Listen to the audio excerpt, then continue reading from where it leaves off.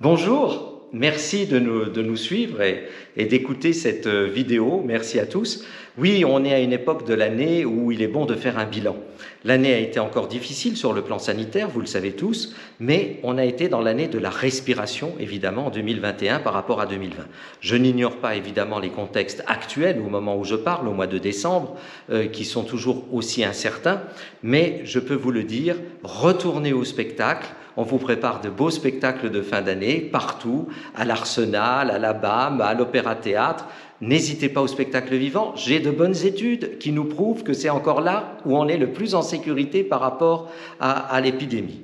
Alors, c'est vrai que nous avons d'abord voulu soutenir nos associations pour 550 000 € quand même, qui sont là pour soutenir l'ensemble de notre contexte associatif. On n'a pas manqué, on a même des associations qui auparavant ne touchaient pas de subventions qui aujourd'hui en ont. Nous avons eu un merveilleux spectacle de constellation qui a fait en sorte que grâce à la fois aux efforts de la presse, que je tiens à remercier, mais aussi à la présence de ces artistes internationaux, ça a été une constellation qui a pu être sauvée. Nous avons eu 600 000 spectateurs, c'est vrai que c'est moins que 1 million, mais nous étions en jauge réduite par moment, ce que je vous rappelle. Ensuite, du côté de l'Arsenal comme de l'Opéra, on a des super programmes. Frankenstein Junior, avec les gens qui se sont déguisés pour Halloween, c'était vraiment absolument extraordinaire. On retrouve nos orchestres baroques, l'Orchestre national de Metz, avec des jauges qui sont à 80%, non pas parce qu'ils sont interdits d'aller au-delà, mais parce que vous craignez encore peut-être pour certains de sortir. Alors je vous dis, sortez. Ensuite, du côté de Pompidou, eh bien écoutez, alors même que les musées avaient un peu de mal à récupérer, je dirais, la présence des gens, nous avons battu tous les records cet été avec 2 expositions absolument extraordinaires, Archiboldo et le Chagall du vitrail.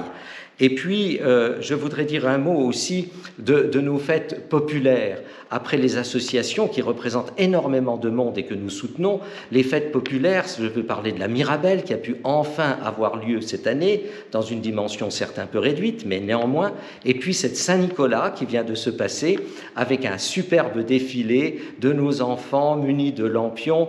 Tout ça est assez extraordinaire. Alors, ce que je voudrais vous dire, c'est tout ça mérite beaucoup de travail.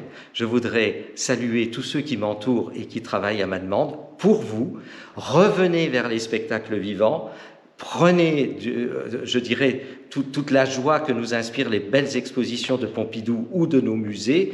Tout le reste est ouvert, le conservatoire fonctionne, les médiathèques fonctionnent, les archives peuvent aussi vous recevoir. L'école supérieure d'art de Lorraine est aussi au rendez-vous pour bien des animations.